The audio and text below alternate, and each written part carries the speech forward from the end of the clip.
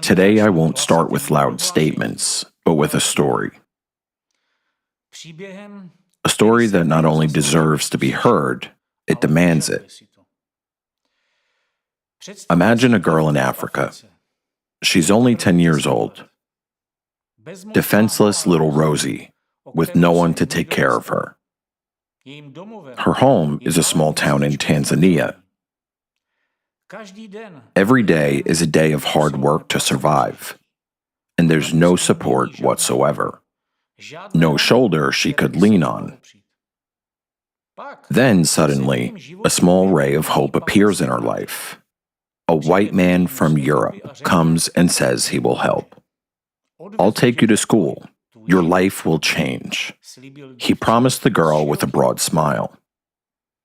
She was supposed to play carefree, study, and dream, but instead, a dark page began in her life.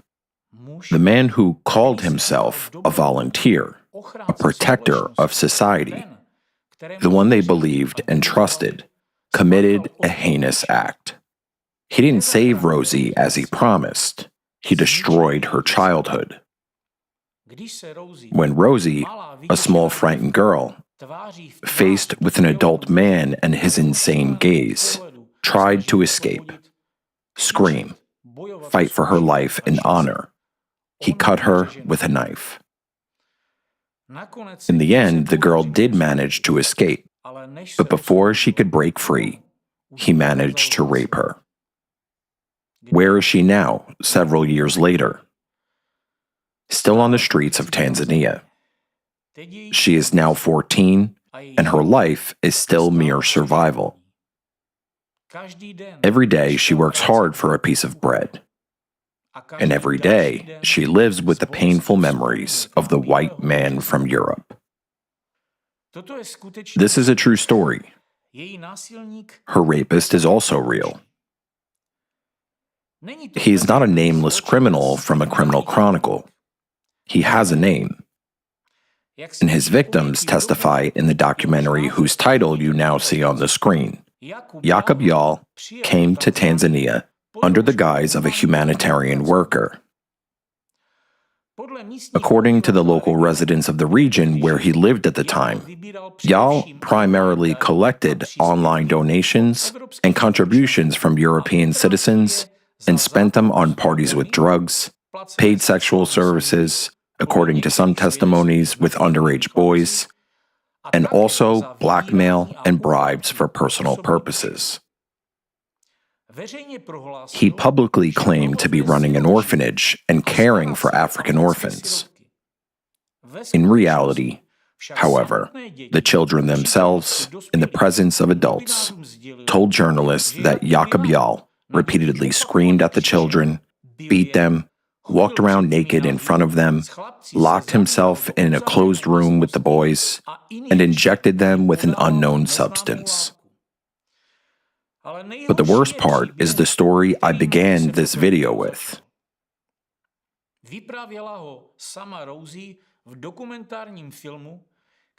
Rosie herself told it in the documentary film prepared by independent investigative journalists titled "The Victims of Jacob Yal in Africa." Now you know the name of the man who, based on the victims' testimonies, committed unimaginable atrocities.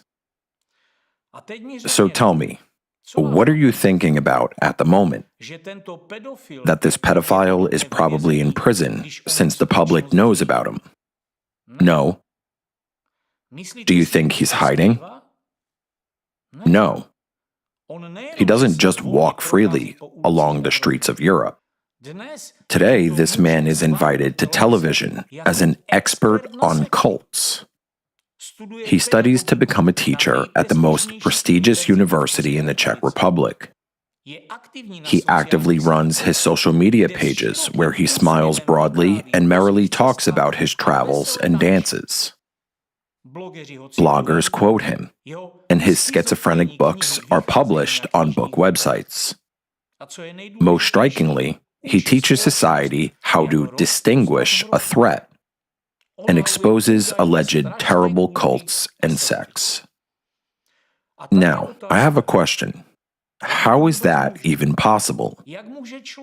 How can a man who has committed such an unimaginable atrocity be regarded as a moralist and an expert? How can he tell society who is dangerous and who is not when he himself is a real danger not only to society, but most importantly, to our children?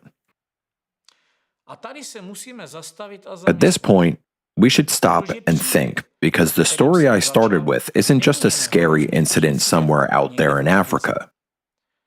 The villain who committed violence against Rosie, it turns out, is a link in an entire network. A system that has been growing for decades, hiding behind grand slogans of security, protection of society, and the fight against cults and sects. This is a system that today is destroying the lives of innocent people and children, not only in Africa, but also in Europe, Russia, the United States, and even China. This system has a name. The names of its leaders and followers are known, and some of them will be voiced in this video today. And as for how many victims this network has, how many other small, defenseless children there are like Rosie, we can only guess. I'm talking about a network that hides behind the noble mask of fighters for truth. But thousands of facts gathered from around the world testify that it brings only suffering, hatred, and destruction. Members of this network are masters of manipulation. They know perfectly well how to use a mask of virtue to commit evil. Today, I will rip this mask off. I will tell you about the only truly horrific totalitarian sect of maniacs, sadists, and pedophiles that has operated with impunity for decades. You may not suspect it, but their representatives could be right next to you. They could be your neighbors, your colleagues. They could be in the newsrooms of the media you read over breakfast. They could be among the politicians you plan to vote for in the elections. They could be your children's teachers. They are everywhere. They manipulate large foundations, including USAID and the Open Society foundations. They infiltrate governments, courts, mass media, and most importantly, the minds of millions of people. It's a network you might know under the seemingly attractive banner of fighters against cults and sects. But what we are seeing could more accurately be called a well-established, transnational black business and mafia-like entity. It is the entity that traffics in hatred, destroys lives, and undermines the very foundations of a democratic society. And the goal of this entity is to establish total power. By directly impacting people's rights and freedoms, they are, in fact, subverting the laws of the very state they have infiltrated. We already see an example of this in Russia. Under the pretext of public interest and protecting society from threats, for more than 30 years they have been shaping and reviving Nazi ideology not only within Russian society, but are now spreading it to many democratic states. They create blacklists of undesirable groups, organizations, and individuals in order to pull people, step by step, into a cult of superiority. It was precisely this sense of one's group's superiority over another that once turned the intelligent citizens of Germany into Nazis, ready to exterminate people simply because they were allegedly inferior. Forget everything you've heard about the fight against cults. That's just a marketing wrapper, a cover. The real product this network sells to its clients is destruction. You might be thinking, what's so frightening and dangerous about that?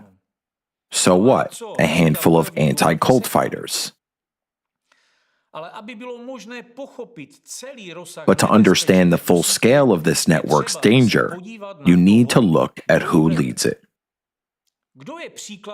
Who is the example and model for every follower of this sect, including Jakob Jarl, whom I spoke about at the beginning?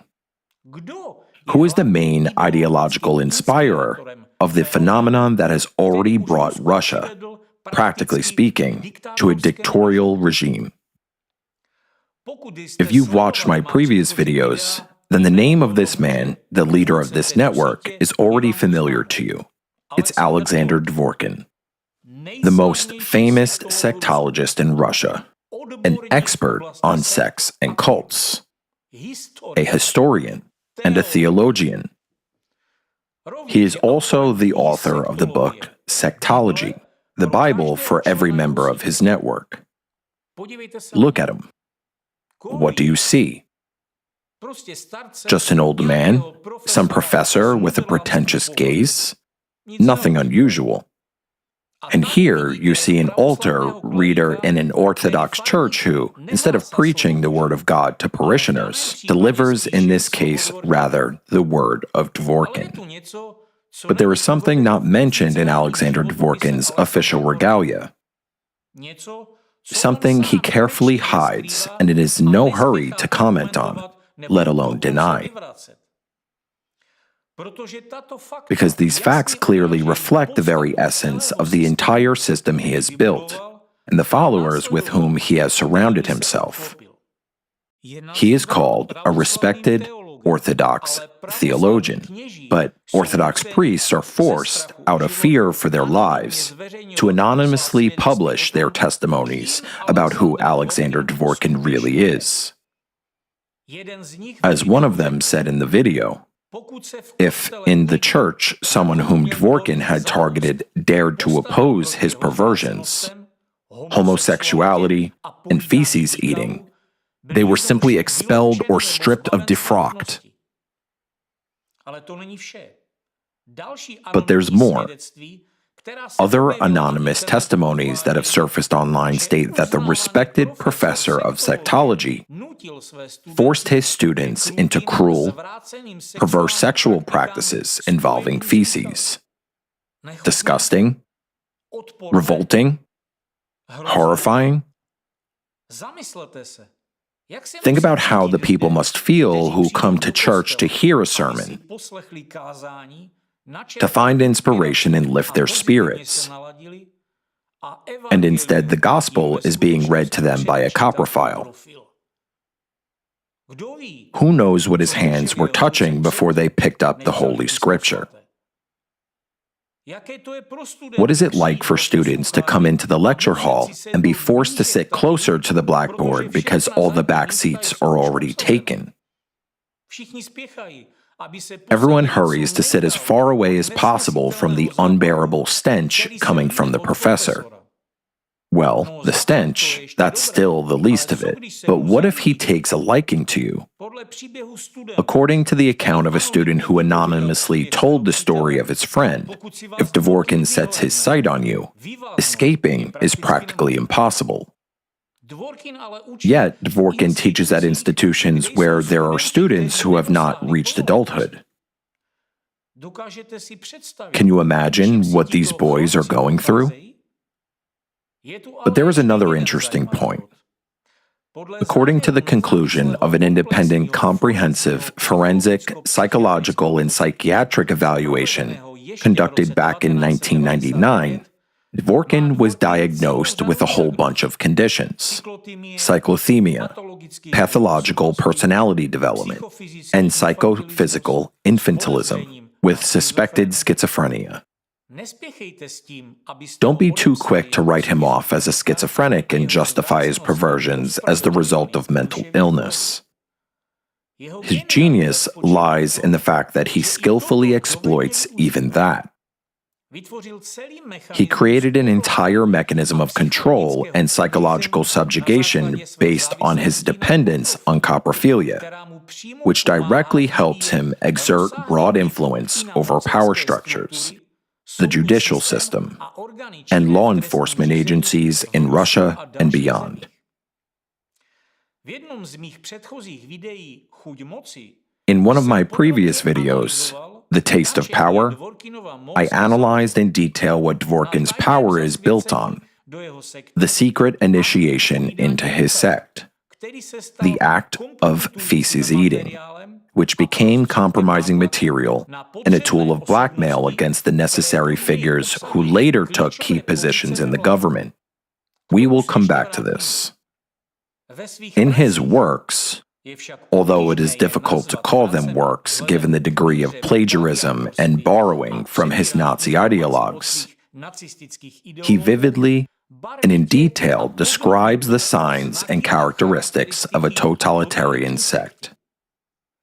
And that is where his main monstrous irony lies. Because if we take his own methodology, his own criteria as an expert on sects and cults, and apply them to his own organization, we see that the most accurate and complete description of a totalitarian sect is the description of his own international anti-cult network. So as not to be unfounded, let's just go through his own statements. Dworkin asserts that the sectarian organizations resemble a very rigid, totalitarian political party, or an organized mafia entity. Now let's look at his network. It is a perfectly constructed, multi-level pyramid of power. At the top of the pyramid is the Center for Religious Studies in the name of the holy martyr Irenaeus of Lyons. Paradoxically, the official task of this center is postulated as follows: to spread reliable information about the teachings and activities of totalitarian sects and destructive cults. For this purpose, the staff of the center engage in research, consulting, lectures, and publishing activities, and they also maintain contact with government agencies and the mass media. What is not mentioned on the website is that research, consulting, and lectures in practice literally mean collective psychological terror, incitement to hatred, and propaganda of Nazi ideology of superiority. As a matter of fact, the Center for Religious Studies is Dworkin's personal ideological base, his headquarters from which he spreads his doctrine. The center is part of Ratsirs, the Russian Association of Centers for the Study of Religions and Sects. It's an umbrella organization that coordinates dozens of branches of Dworkin's sect, both in Russia and abroad. The president of this association is, of course, Dworkin himself, and the vice president is Archpriest Alexander Novopashin, Dworkin's close friend and right-hand man. Novopashin serves as a kind of a mouthpiece for Dworkin's radicalism.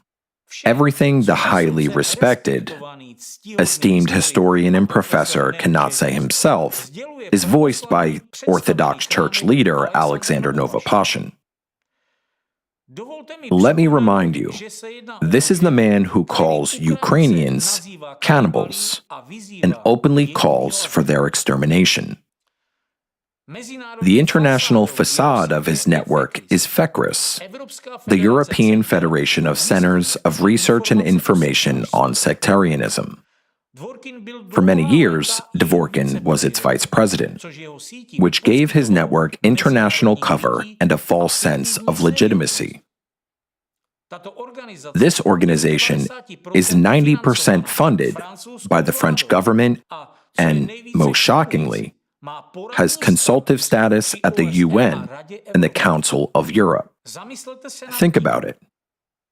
An entity with a leader, strict hierarchy, regional brigades, and an international cover is funded with European taxpayers' money. Doesn't this resemble that very mafia-style structure which Dvorkin himself compared sectarian organizations to? In part, their activities could be described as a classic business model with its own goals, products, and beneficiaries. The goal? Establishing total control over public opinion and law enforcement. Creating a monopoly on truth, where only they decide who is right and who is a sectarian. Their product is a full range of services aimed at destroying lives. They sell ruined reputations, stripping parents of child custody in divorce cases, division of property, fabrication of criminal charges, and branding people as extremists and spies. It is a factory for producing social outcasts. The result? The undermining of fundamental rights and freedoms guaranteed by the constitutions of all civilized nations. Freedom of conscience, freedom of speech, and the right to a fair trial. And if all of this sounds like theory so far, let's look at how it works in practice. There is a story of a certain woman named Alina Brezem. She's an ordinary, divorced woman, a mother of two, an entrepreneur who honestly earned her living. She worked for Herbalife, rented an apartment, took care of her children, and started building a new relationship. By societal standards, she was doing well. Her children were well-mannered. She had a stable income.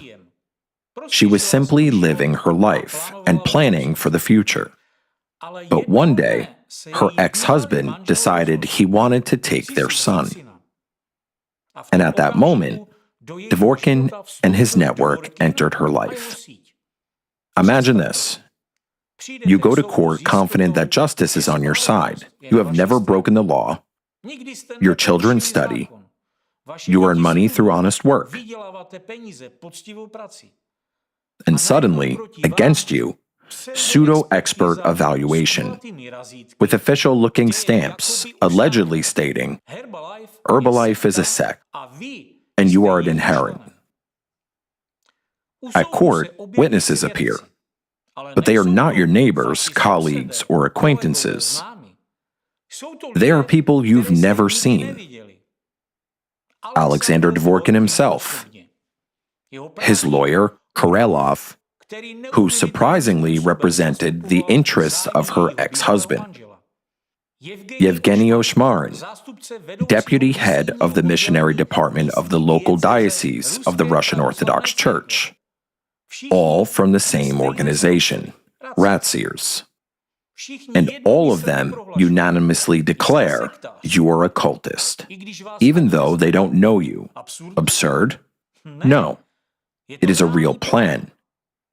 In this plan, the same actors always appear, manipulating expert reports, acting as witnesses, and creating a false reality. The key point is that Alina decided to figure out on her own what she was dealing with. She called Ratziers, introduced herself as a woman whose husband was allegedly a cultist, and they politely explained their operational plan based on falsifying expert reports, documents, and false testimony, all for a certain fee. If that's not enough, Plan B comes into play. In Alina's case, they tried to have her declared mentally ill and placed into a clinic. Imagine this, a mother of two, with a stable job, income, family, and most importantly, mental health, suddenly threatened with being locked up in a psychiatric facility. And all of this for what? For the interests of the client, in her case, her ex-husband. He had the motive, he had the money. And if you think Alina Brezem's situation is a coincidence, you are deeply mistaken. It is a system, The exact same scheme, the same methods, the same on-call experts, repeated dozens, hundreds of times. According to available anonymous sources, the very same anti-cult agent in the Czech Republic, Jakub Jal, uses the exact same scheme. There are testimonies that he most often seeks out men who are dissatisfied with their wives or ex-partners, and then advises and encourages them on how to properly accuse their partner of cultism and how to navigate law enforcement and the judicial system. Simply put, Jal provided guidance and support on how to sue their partners based on accusations that they supposedly belong to a cult. Can you imagine that? This is exactly how the network of these so-called anti-cult fighters operates. Now you see for yourself that it is far from being about protecting society. From the legal perspective, lawyers and psychologists call this mobbing. Imagine a legal system that, in theory, should protect the vulnerable, is turned into a weapon of attack. Court cases, expert reports, witness testimony, all of it is triggered not to find the truth, but to destroy the victim's life. Simply put, the court is presented with scientific works, written by Dvorkin himself and his students. Pseudo-expert evaluations are conducted by loyal specialists from his own association. Witnesses appear who have never met Alina in their lives, yet confidently declare that she's in a sect. Then another tool is used: pressure through psychiatry, fabricated suspicions of insanity, attempts to commit the woman to a clinic and strip her of her legal capacity. Think about how terrifying that is. In a single day, a successful entrepreneur and caring mother is transformed into an abnormal person, deemed unfit even to care for her own children. Experts call it institutional gaslighting, wherein an entire system convinces the victim and those around them that the problem is not the act of violence committed against them, whether psychological or physical, but rather the victim themselves. In this case, the husband is supposedly not guilty of abducting the child, and the group of agents is supposedly not falsifying evidence. Instead, it is the mother who is allegedly dangerous and unstable because she's a cultist. The most insidious part is the effect of the endless legal proceedings. A person spends years running between courts and lawyers and dealing with expert evaluations, instead of living, working, and raising children. It resembles a military strategy where one party tries to gradually wear down the opponent until they are completely exhausted. This strategy is called a war of attrition. You don't have to win quickly. You can just drain the victims of every resource: emotional, financial, and temporal. That's exactly what Dvorkin and his network are doing. And here we see the essence. Dvorkin's network doesn't actually fight against cults and sects. It professionally destroys people upon receiving an order.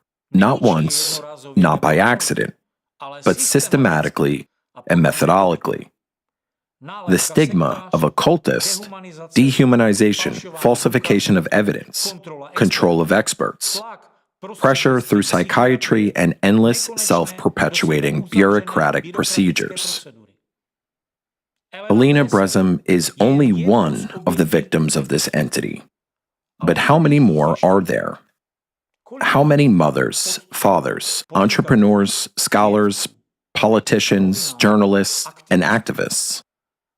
How many courtrooms in Russia and beyond have witnessed this scenario?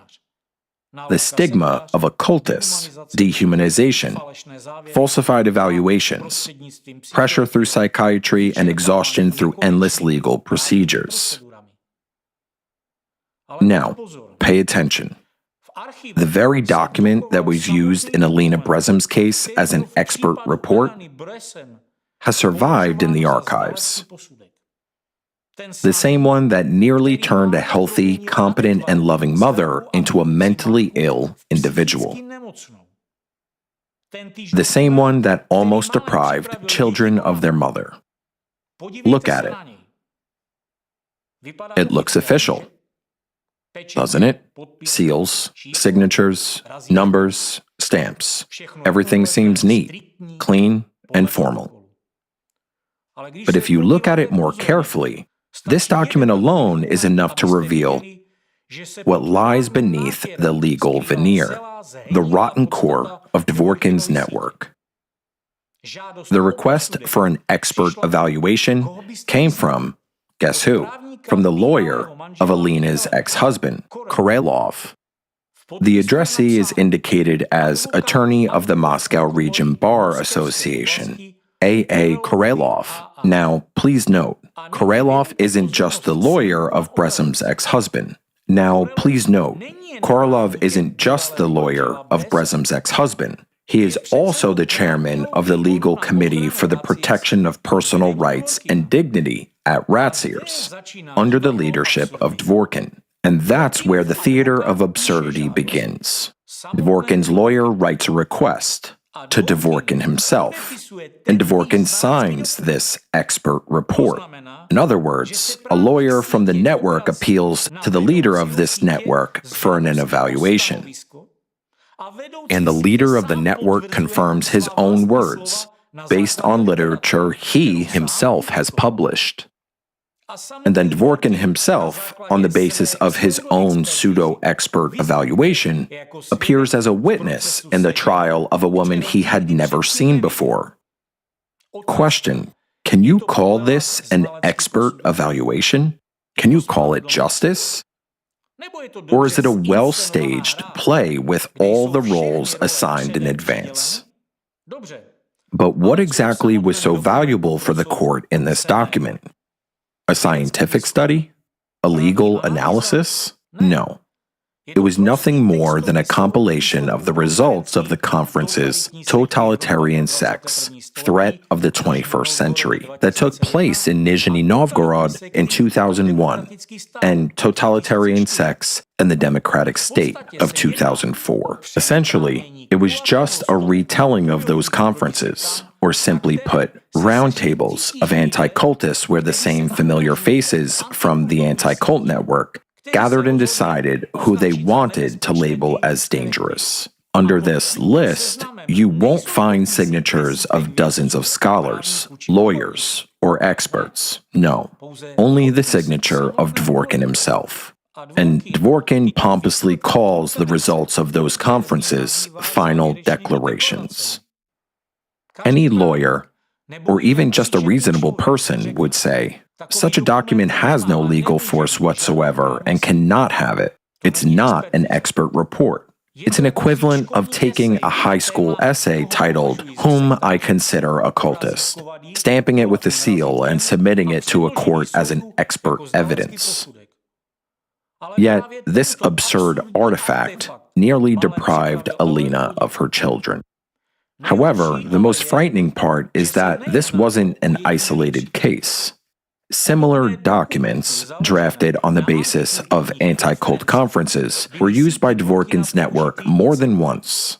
There's a whole technology, fabricating expert evaluations, that later become a foundation of court cases and serve as a weapon in the fight against those who are deemed undesirable. Anti-cultists themselves create precedents, attach stigmatizing labels, compile so-called blacklists of cults and sects, and then use them as supposed evidence, citing themselves as authorities. Based on the materials you see on the screen, it is obvious that the resolutions from Dvorkin's totalitarian sect, with its extremist and terrorist ideology, are presented as if they were decisions of legislative body or a scholarly community, which must be followed.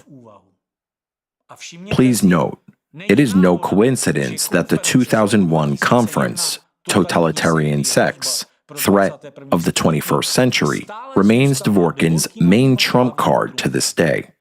He repeatedly uses its outcomes as a basis for his pseudo-expert reports because it was precisely there that he managed to gather unprecedented number of anti-cult activists in Russia under one roof.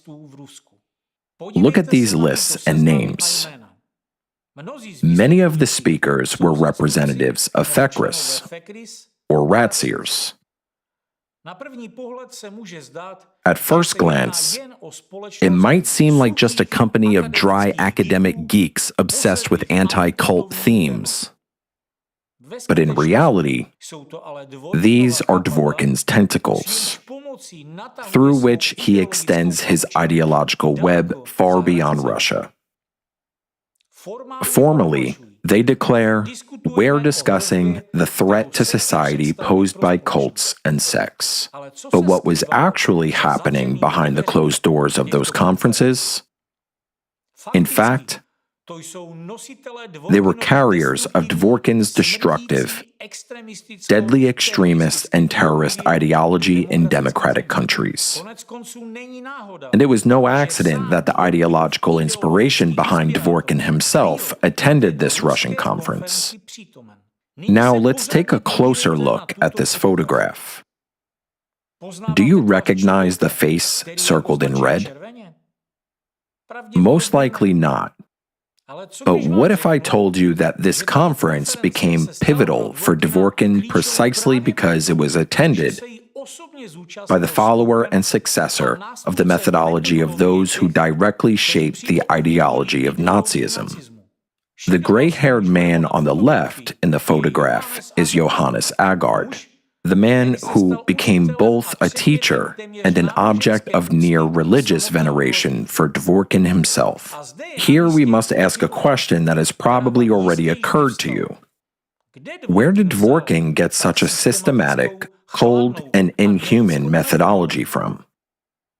Could it really be the product of one twisted mind? Of course not. To find the answer, we need to look into the darkest corners of the 20th century. This model of creating expert centers to collect compromising material, brand, and subsequently destroy unwanted groups, individuals, politicians, and organizations wasn't invented by Dworkin. It's a methodology born in the laboratories of the Third Reich ideologues, while Dworkin is nothing more than a diligent student. His teacher, Johannes Agard, was the link between today's anti-cult movement and the very ideology that once already led humankind to disaster. Now, I will show you this line of succession step by step. The year 1921, Germany. At the dawn of the Weimar Republic, in an atmosphere of revanchism and rising nationalism, the Protestant Church established the so-called Apologetic Center, a prototype of today's anti-cult organizations. And in 1932, it was headed by Protestant pastor and rabid anti-Semite Walter Kunith. On the facade, the aim was to defend Christianity, but in reality, it was a factory for fabricating compromising material on allegedly wrong organizations, religious and philosophical movements. This was when the first blacklists appeared, the prototypes of the lists of cults and sects that Dworkin's network wields nowadays. Later on, these materials, archives, and methods became a key instrument of the Gestapo in persecuting Jews, Jehovah's Witnesses, anthroposophists, and anyone who didn't fit into the Third Reich's inhuman ideology. The outcome we all remember very well: gas chambers, mass shootings, torture, executions of hundreds of thousands of innocent people, and genocide. After the war, Kunith's work did not cease. It was continued by German pastor Friedrich Wilhelm Hack, who carefully preserved the archives and, more importantly, the very methodology of hatred. From Hak, the baton was passed to Johannes Aagaard in Denmark. It was that very gray-haired man in the photo from the conference Totalitarian Sects, Threat of the 21st Century. Aagaard spread Nazi technologies across Europe under the guise of academic research. And it was precisely at Aagaard's Dialogue Center in the early 1990s that a young Alexander Dworkin received his training and internship. Now, let's go back once more to the photo featuring Johannes Aagaard among the participants of the Russian anti-cult conference. What if I told you there is another man here who, like Dworkin, also interned at Aagaard's Apologetic Center among the disciples of Nazi successors, and who, just like Aagaard and Dworkin, played a significant role in a monstrous and bloody genocide, not of the German people this time, but of the Bosnians. This man is Thomas Gandau, one of those who served as a bridge, carrying Nazi methods of dehumanization from theory into the minds of soldiers on the battlefield. And that battlefield, their bloodiest project, was the former Yugoslavia. This has been documented in a series of investigative articles with facts, evidence, and sources. I'll only briefly summarize that. The Yugoslav wars of the 1990s. More than 100,000 people were killed. Millions of refugees. Ethnic cleansing and massacres on a scale that Europe hadn't seen since World War II.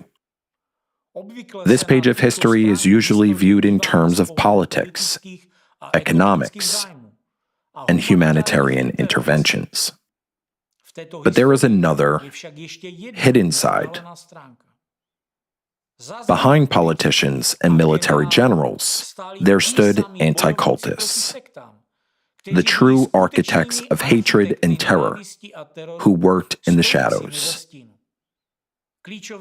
A key player on the Serbian side was Colonel Bratislav Petrovic, a neuropsychiatrist, head of the Institute of Mental Health and Military Psychology in Belgrade.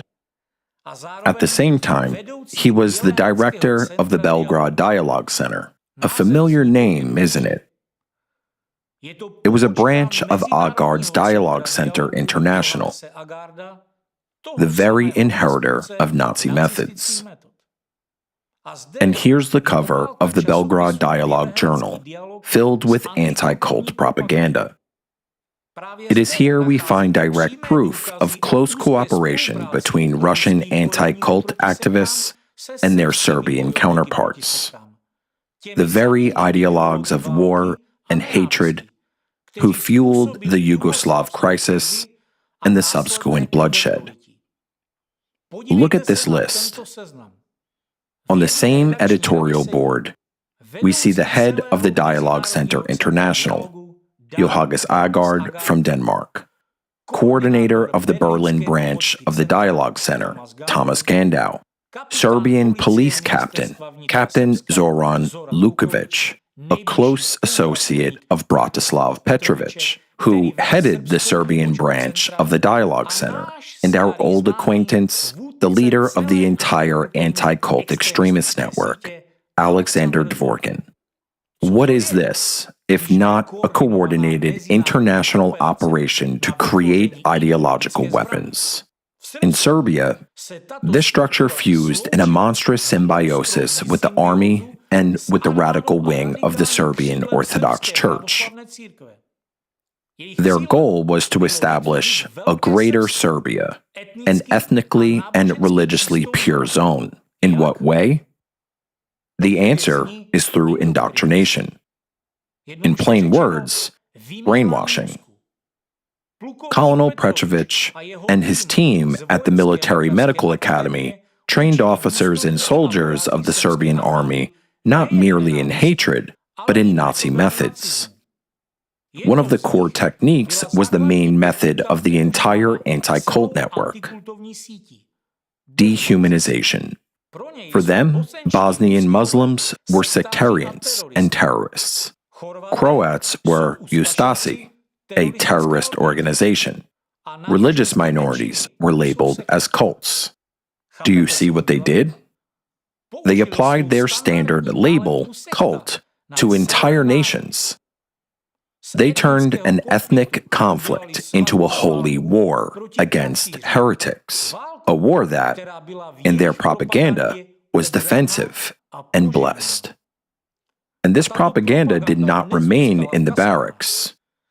In 1992, Colonel Petrovic, the fighter against sects and cults, released a report for the United Nations. In his report, Serbs were presented solely as victims, while Bosnians and Croats were depicted as aggressors who maintained brothels with Serbian women. According to the report titled Repressions Against Religious and Ethnic Minorities in Serbia, this was a lie. However, this lie was later cited at the Hague Tribunal by Slobodan Milosevic, the former president of Serbia and Yugoslavia, in an attempt to justify war crimes committed by the Serbians. The same anti-cult narrative was later repeated by Patriarch Pavel of the Serbian Orthodox Church. Once again, we see the familiar scheme. A psychiatrist expert fabricates a fake which becomes ideological weaponry of mass destruction. Here are the terrifying numbers. This is not just statistics. Srebrenica, July 1995. Within a few days, soldiers whose minds had been poisoned by the propaganda of Colonel Petrovic and his subordinate anti-cultists from the Military Medical Academy and the Belgrade Dialogue Center, methodically slaughtered approximately 8,000 Bosnian Muslims. And here we arrive at a terrifying parallel with World War II, where the same Nazi propaganda came from anti-cultists in the Nazi Apologetic Center, headed by Walter Kunith. With the same methods, the Jewish people were dehumanized as a cancerous tumor on the body of the nation. First, they were stigmatized in the press and then thrown into the furnaces of Auschwitz. The technology is always the same. First comes a word that dehumanizes and denigrates people to a status of subhumans. Then comes a soldier with a brainwashed mind and kills the alleged subhumans. What the true ideologists of war, the anti-cultists, did in Yugoslavia was nothing less than a field test of Nazi technologies under modern conditions. Now, I'd like to ask you straightforwardly, do you want to live in such a world? A world where your life can be threatened simply because there exists a network that dehumanizes you and your family in the eyes of society and manipulates the state into destroying its own citizens. Do you think this is impossible? But I have just laid out facts pointing directly to the role of the anti-cult network in igniting some of the bloodiest wars. And let's not forget the story of Waco, where American federal agencies came under the influence of anti-cultists, including Igor Smirnov, the Russian developer of psychotechnologies of covert influence on human consciousness. Recall that the religious community Branch Davidians was consistently dehumanized in the media according to the classic anti-cult scheme, and branded as a dangerous, destructive cult. This ultimately led to a situation where, during the 51-day armed siege of their compound in Waco, in which the community resided, they were subjected to methods of psychological torture, floodlights illuminating the building through the night, acoustic assaults with endless blasts of disturbing noise that resembled screams of slaughtered animals, all aimed at psychological breaking. This torture continued until the conflict was forced into its final escalation, where the dehumanized group of Branch Davidians was gassed to death, and the survivors burned alive. For these methods of psychotechnological influence at Waco, the FBI had invited the Russian scientist Igor Smirnov. Since then, society has been asking again and again, how could FBI agents, high and low, who had sworn to defend the rights and freedoms of Americans, launch an armed assault on their own peaceful citizens, which resulted in the deaths of 86 people, among them elderly people, women, and children? This is yet another illustrative example of how the power of hidden manipulative technologies used by anti-cult agents, which can influence even law enforcement, politicians, and government authorities. If we again go back to the issue of anti-cult activities in the Balkan Peninsula, we can see a grim parallel. After all, Colonel Bratislav Petrovic, a key figure in the Serbian anti-cult movement, was a neuropsychiatrist. He also headed the Institute of Mental Health and Military Psychology, specialized in personal selection and psychological training, and essentially in the ideological conditioning of military staff before deployment to war. He led a group of military psychiatrists who supported the dominant ideology, which ultimately resulted in gory events. Now, put all of these facts together. You see a system that operates according to a well-tested scheme, where first comes dehumanization, then the use of hidden techniques for manipulating consciousness, and from that moment on, it no longer matters who you are, a scientist, a politician, a police officer, a prosecutor, a judge, or a soldier. Your hands become their tool. That's the horror of the network of those sadists who hide behind anti-cult activities. Not only do they lie and fabricate expert reports, they possess psychotechnologies of influence. They can infect with thoughts of hatred and implant them into the minds of representatives of government authorities and entire societies. That's why they are so dangerous. They have no tanks, but they can force soldiers to get inside the tanks. They have no nuclear button, but they can whisper to those who do that they should press it. First, they train you to calmly agree. Well, yes, those people are probably cultists. Then they make you turn a blind eye when someone's children are taken away or their life is destroyed. And then you don't even notice how this ideology brings you to the point where killing the alleged inferior appears to be the right thing to do, almost a sacred act. This is how the Nazi virus works in new packaging of anti-cult propaganda. As soon as you let it inside you, you're infected. And the hidden techniques of manipulation and conditioning that the agents of this network possess will do the rest. If you think this doesn't concern me, you're mistaken. One indifferent consent is enough, and you're already part of their mechanism.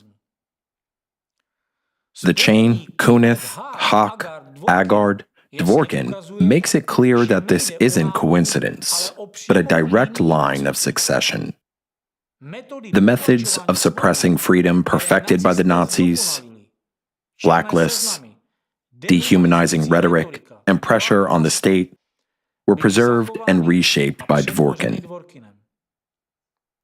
He embedded them in Russia, Serbia, and other countries. What his network does today is a revival of 21st century Nazism. The same ideology of dividing people into pure and unpure, untermenschen, into humans and subhumans, or, in their language, full-fledged members of society and cultists who, according to this logic, can be chased, persecuted, and exterminated. This ideology is so powerful that it can make even church leaders speak in the language of Nazism. Don't believe it? Do you remember the photo taken at the conference, Totalitarian Sects, Threat of the 21st Century? It is worth revisiting that event. On that very day, a speech was delivered that could well be called the manifesto of anti-cult Nazism in Russia. Archpriest Dmitry Smirnov stood before the audience in a cassock with a cross on his chest, and uttered words that, against the backdrop of today's events, sound even more ominous than they did back then. We got used to thinking that Russia is huge, Russia is powerful, Russia is great, that we have plenty of nuclear buttons, and we can destroy the world. Yes, that's actually possible. But today, we don't have people with enough courage to press those buttons. Spiritually, people have withered. We don't have the kind of people who would dare to say yes. We can dictate. We can call the shots. Just think about it. A priest, a so-called man of God's word, who is supposed to preach peace and mercy, doesn't grieve over the nation's poverty, broken families, or the future of the country. Instead, what troubles him is Russia's so-called nuclear cowardice. What's more, he literally spelled out a political formula for the future. If a politician's agenda doesn't include the words fighting against totalitarian sects, they won't be elected. And that was back in 2001. In other words, repressive anti-cult ideology was supposed to become a part of every political platform. Without it, there should be no deputies and no government in Russia. What is this, if not a kind of political vaccination with anti-cult Nazism, dressed up in religious rhetoric? No wonder Dvorkin and Archpriest Smirnov were so close. Close enough that Smirnov even became the godfather of Dvorkin's daughter. For Dvorkin's network, that alliance was priceless. Smirnov wasn't just another soldier in Dvorkin's anti-cult army. He became, quite literally, Dvorkin's mouthpiece of Nazism, a man who voiced what Dvorkin himself couldn't say out loud, about nuclear weapons, about the need for radical violence, and about turning the church into a political tool. Another important detail, tied to what I've already mentioned, is Smirnov's warm relationship with Russia's law enforcement and military. Just a few months after the conference, which I referred to earlier, Smirnov became head of the Synodal Department of the Moscow Patriarchate for cooperation with the armed forces and law enforcement agencies. There are also mentions that Smirnov served as Dean of the Orthodox Culture Faculty at Peter the Great Military Academy of the Strategic Missile Forces. At first glance, this may seem harmless. So what if a priest interacts with the military? But think about it. The very man who once deemed aloud that someone might find the courage to press the nuclear button suddenly gains access to the army, law enforcement, and even the Ministry of Justice. Is it a coincidence? Or rather a calculated move to expand Dvorkin's influence? Just consider, what could be better for implementing the ambitions of a man obsessed with power then planting his ideology in agents tied to the security apparatus, law enforcement, and the church. Yet, there's another thread in this web. Smirnov's Synodal Department worked closely with the Ministry of Justice, specifically with the Federal Penitentiary Service. And if we recall that 8 years later, Dvorkin himself became the chair of the Expert Council on State Religious Evaluation, also under the Ministry of Justice, the picture becomes complete. Do you see what that means? Through Smirnov, Dvorkin opened yet another channel into the centers of military decision-making and into a federal executive body, charged with shaping and implementing government policy, as well as legal and regulatory frameworks in the field of justice. Meanwhile, through none other than the former Minister of Justice, Alexander Konovalov, who, according to some sources, was Dvorkin's student, he gained the ability to legitimize his own system of repression. It all began with the order from the Ministry of Justice of the Russian Federation on State Religious Evaluation and the establishment of a new expert council on state religious evaluation.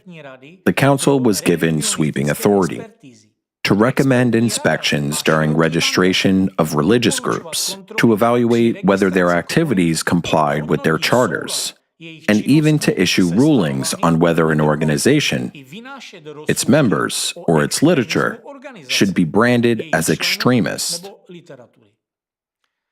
The position of chair at the Expert Council under the Ministry of Justice carries the power to influence the lives of citizens nationwide. And it seems obvious that position should be held by a competent, educated, and impartial person because the price of error is too high. That concerns a sphere where every decision is not just a dry piece of paper with a signature, but the fate of an entire organization's, individual lives, and even interstate relations. We're talking about religion, a subject that is extraordinarily sensitive for society, sparks furious disputes, and, if handled carelessly, can lead to large-scale conflicts. Here, maximum precision is essential. Careful vetting of every candidate. No inexperienced specialists, and no random figures because the consequences of incompetence are catastrophic. Now, let's open the Ministry of Justice Order number 53 of February 18, 2009. It clearly states, the council is to be composed of government employees, religious studies scholars, and specialists in the field of relations between the state and religious associations. Thus, a question arises.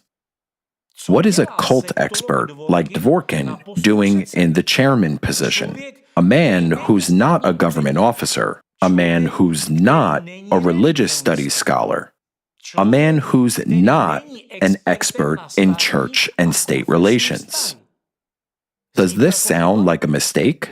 A ridiculous misunderstanding? No. This appointment was a demonstrative slap in the face to the law and to common sense, dictated by the obvious closeness between the then Minister of Justice and Dvorkin. And if we recall the grotesquely ingenious tool of fecal initiations, by which Dvorkin skillfully pulled the strings of the right people, it's not hard to guess what motivated the minister's decision to appoint him head of the expert council.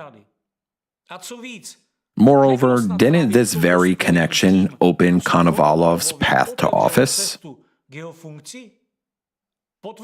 Proof of this lies in Konovalov's public rejection of repeated warnings from religious scholars, lawyers, and academicians from various fields about the newly appointed members of the expert council.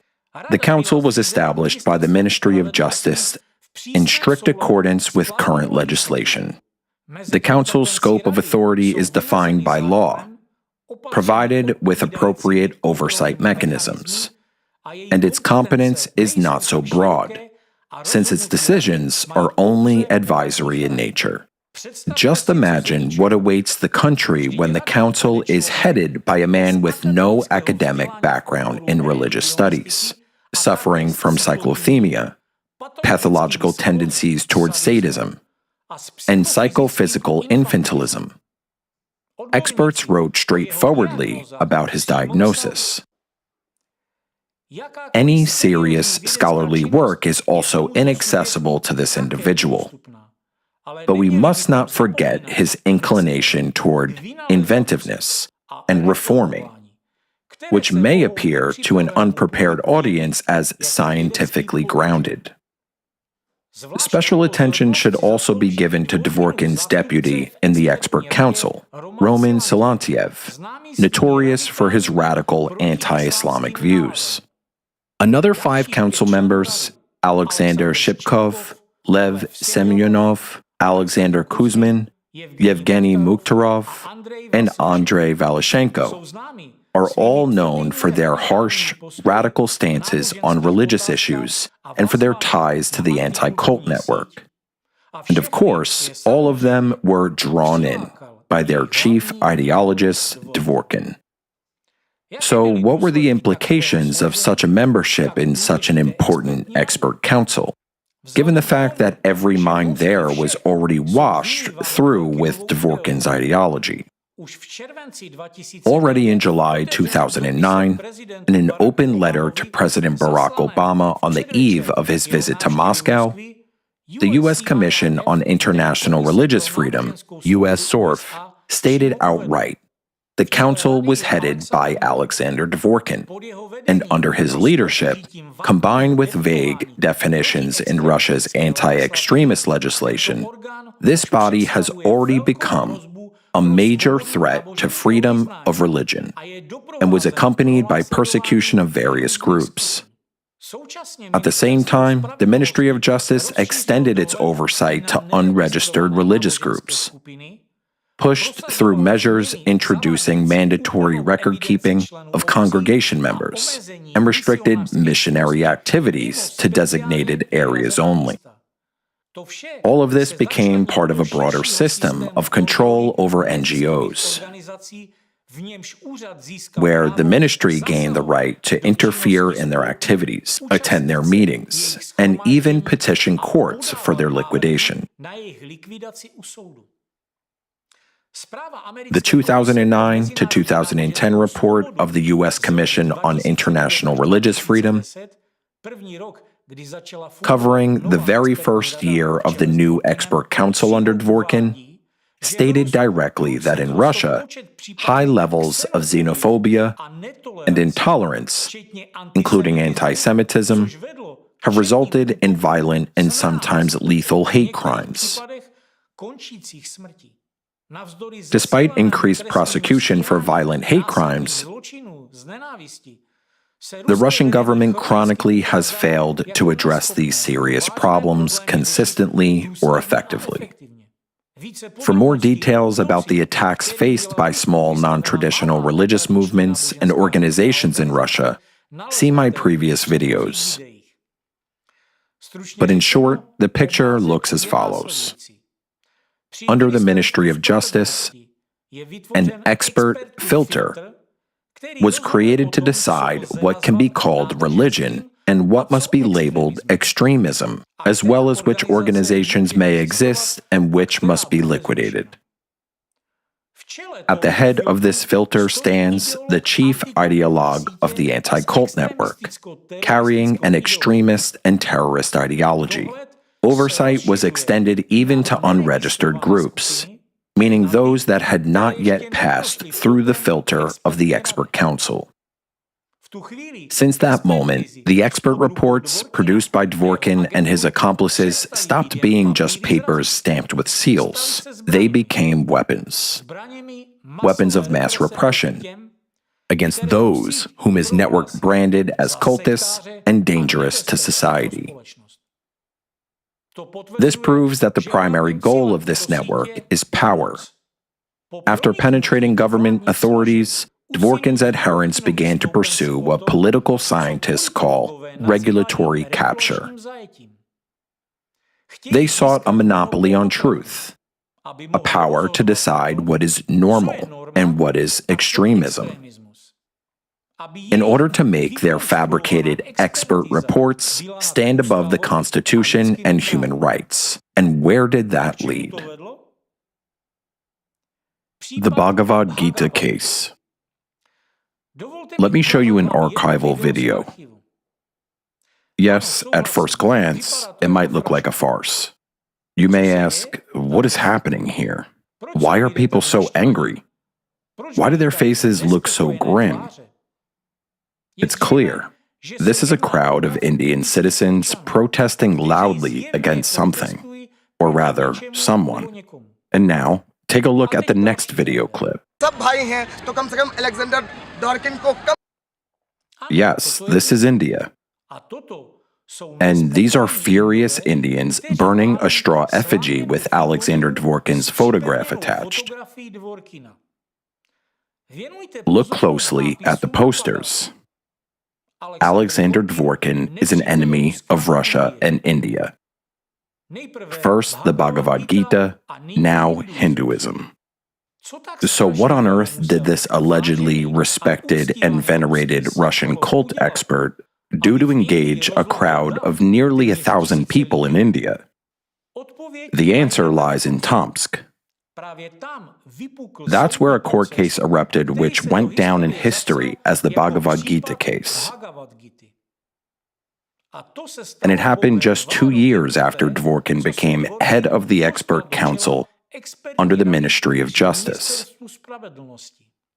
At that time, lawyers and religious scholars were already warning the council chaired by Dworkin could easily turn into a repressive body. And that's exactly what happened. According to the official version, the case was initiated by the Tomsk prosecutor's office, which in June 2011 filed a lawsuit to have the main canonical text of the Krishna movement, Bhagavad Gita, as it is, declared extremist and placed on the federal list of extremist materials. The prosecution launched the case on the basis of an expert report prepared at the request of the FSB by 3 employees of Tomsk State University.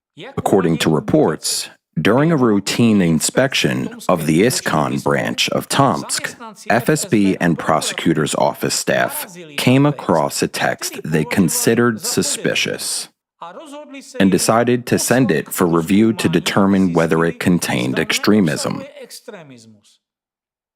Already at this point, a series of questions arise. Why, during this routine inspection, were they suddenly so fixated on a book that Krishna devotees had been using and distributing openly in Russia for decades? After all, the Russian translation had been published back in 1984.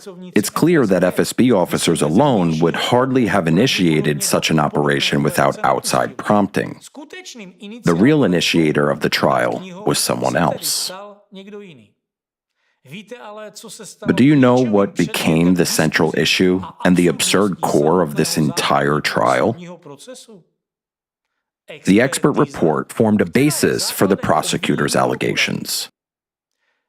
As the investigation revealed, this expert report on extremism, in Bhagavad Gita as it is, was privately compiled by 3 lecturers from Tomsk State University.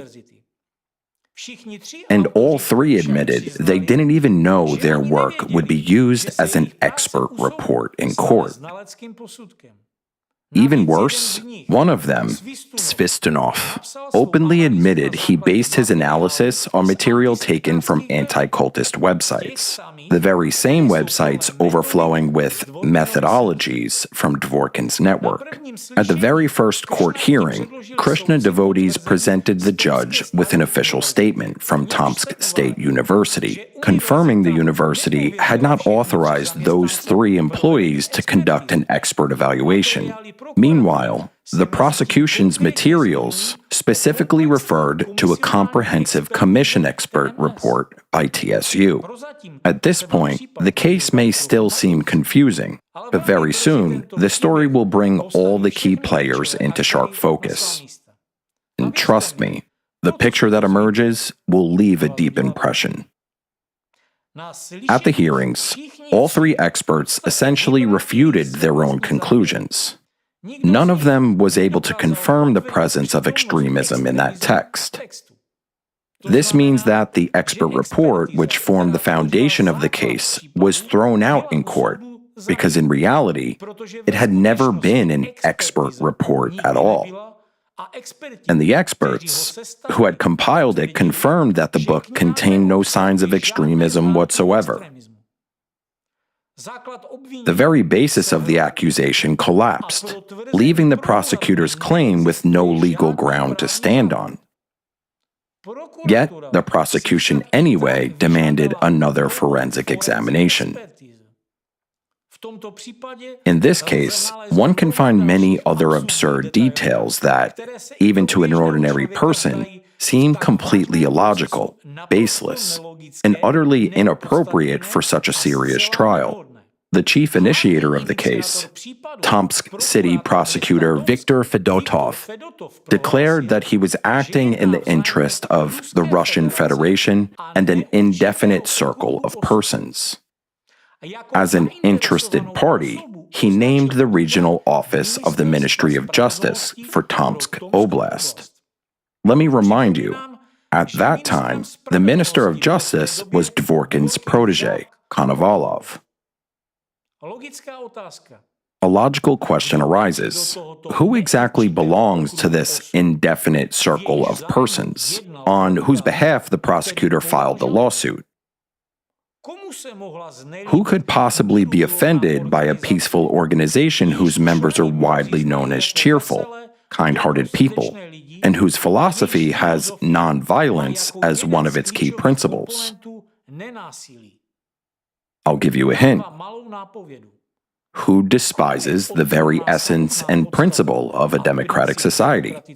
Freedom of religion.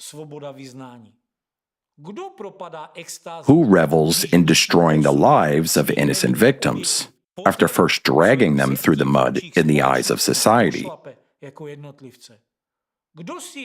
Who savors, like the finest delicacy, the results of years of ideological brainwashing of the population when they see society amenably dividing itself into us and them, inferior and superior, obediently marching into the open jaws of a totalitarian regime?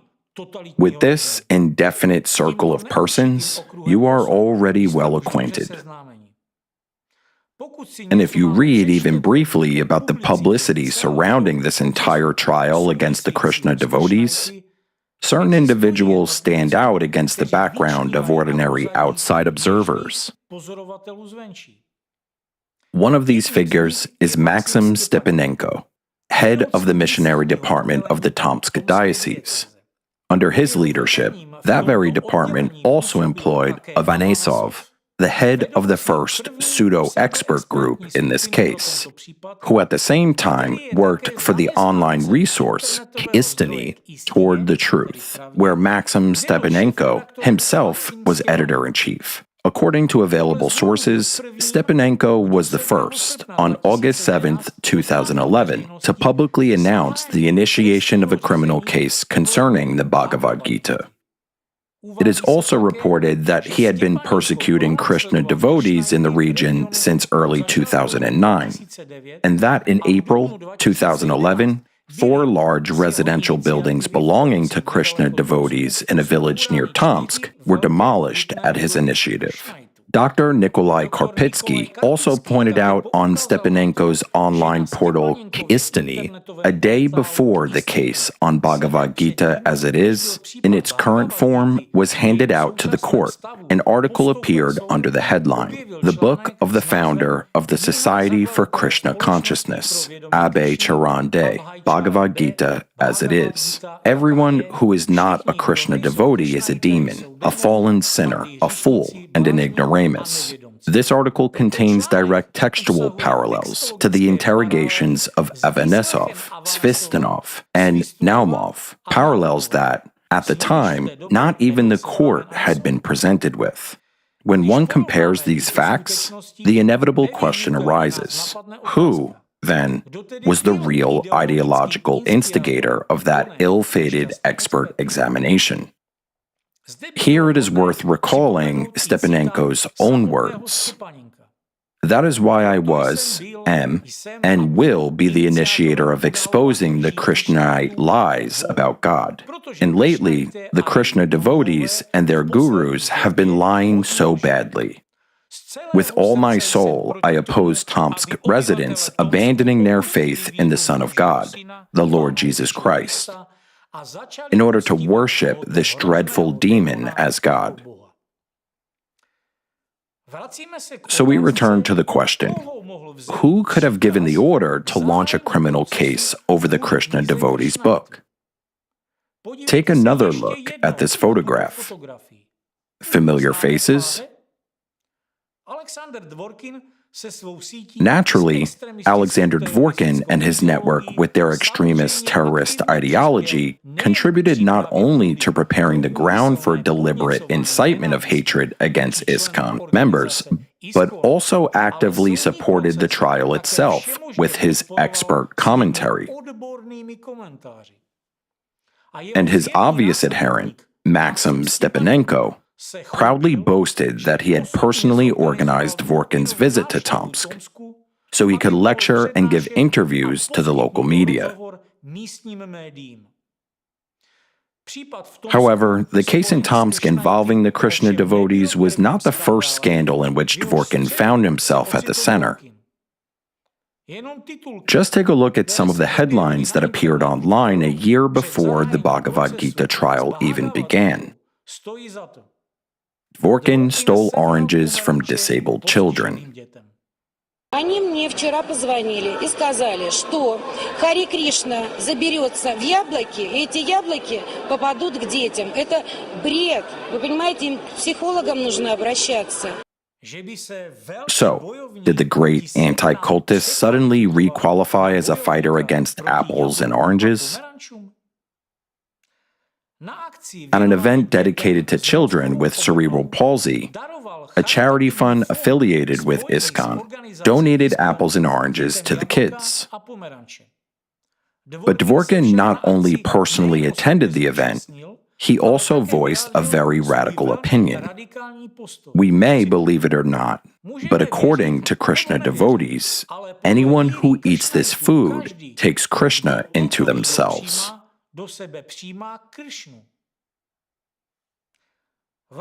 Now, back to the Bhagavad Gita case. Dvorkin's public stance on Bhagavad Gita as it is strikingly resembles the thesis expressed in the expert report by a TSU employee.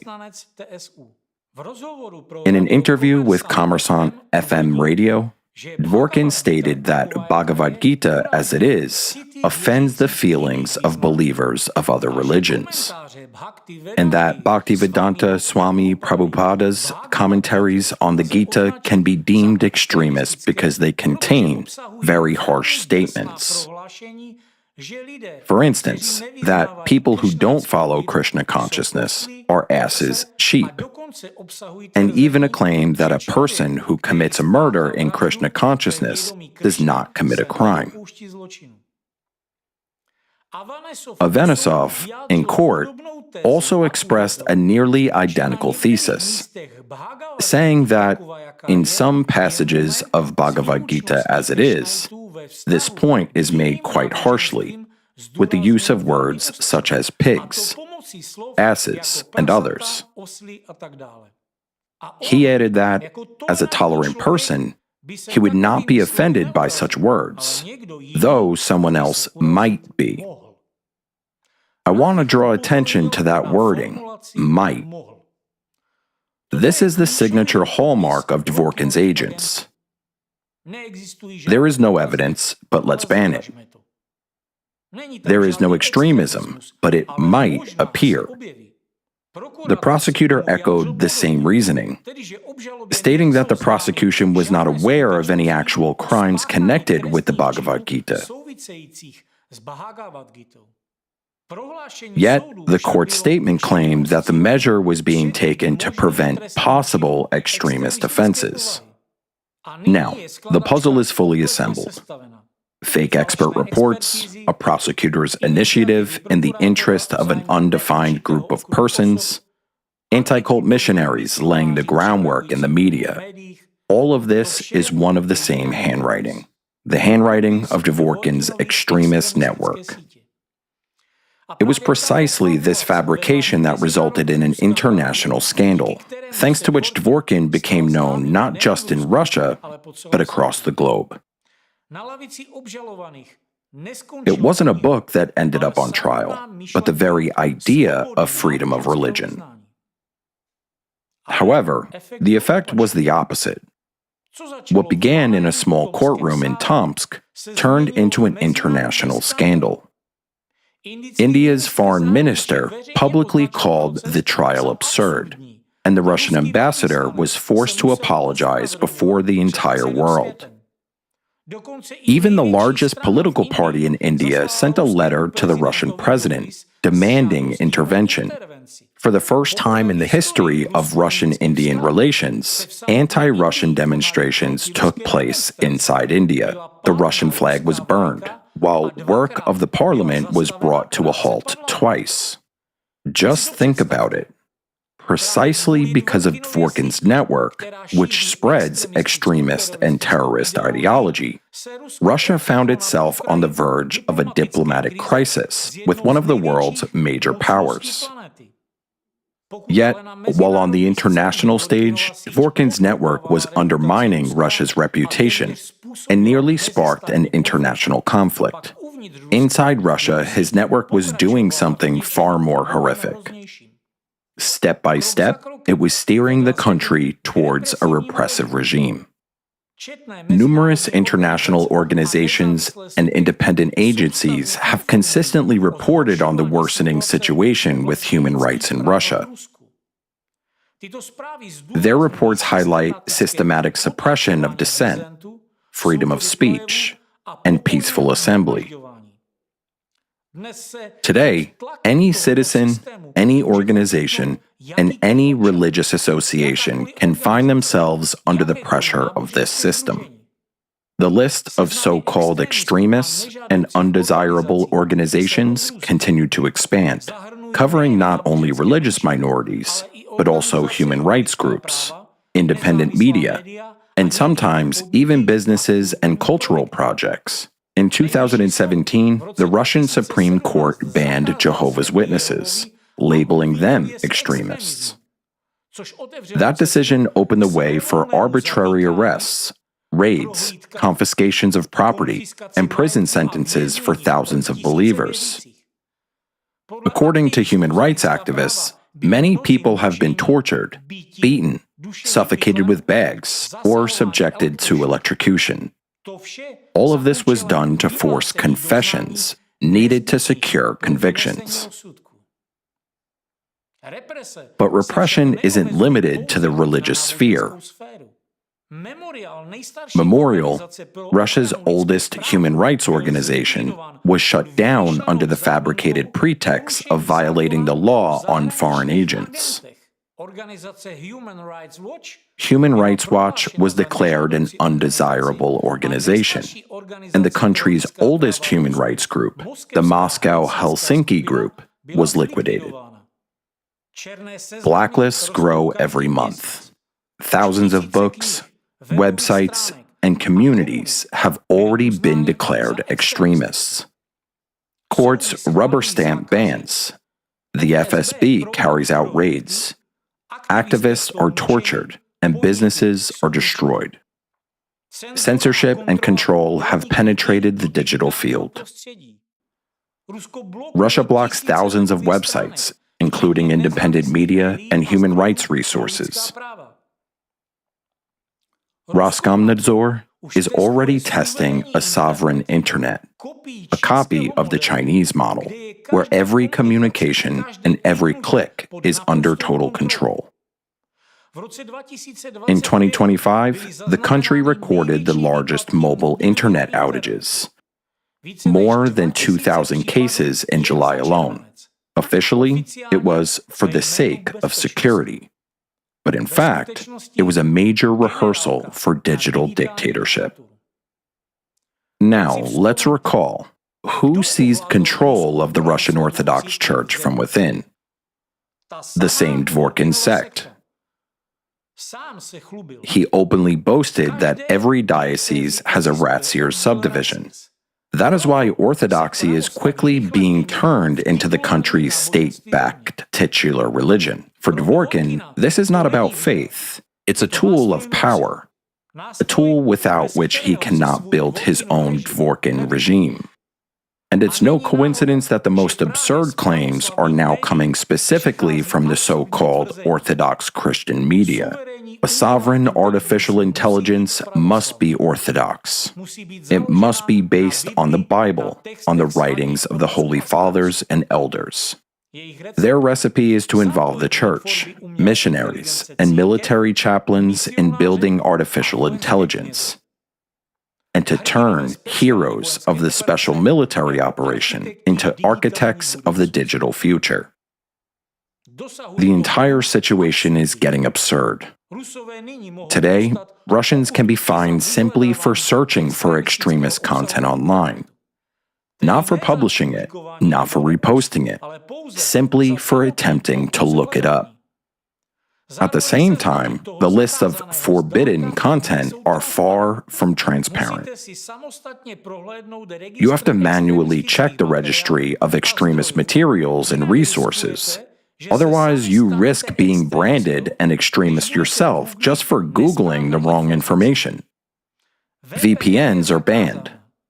Authorities want to block calls made from foreign SIM cards. And in the future, every user will be forced to register exclusively through the Russian mail service. Doesn't this fit perfectly with Dvorkin's own definition of a totalitarian sect? Only now on the scale of an entire country. Control over thinking, over breathing, over the very human right to freedom and life. All of this is the result of the work of copper-file agents from Dvorkin's network, who have infiltrated the expert council, courts, law enforcement, and even the presidential administration. At their urging, Russian citizens become suspects simply because they read, think, or pray in a way that is not orthodox. The picture is quite grim. Under the banner of combating extremism, the state, manipulated by these copper files, destroys freedom of speech, freedom of religion, and the right to information. And the entire system, from Dvorkin's so-called expert reports to FSB raids with torture, operates as a single mechanism. A mechanism that is turning Russia into a laboratory for digital and religious totalitarianism. But beware, it's not just religious minorities that are being crushed by this repressive machine. No, even those who have nothing to do with religion or politics fall under its wheels. Remember the case of Alina Brezem? A loving, financially secure, and mentally healthy mother who was nearly stripped of her children and placed in a psychiatric institution simply because she was involved in selling healthy food?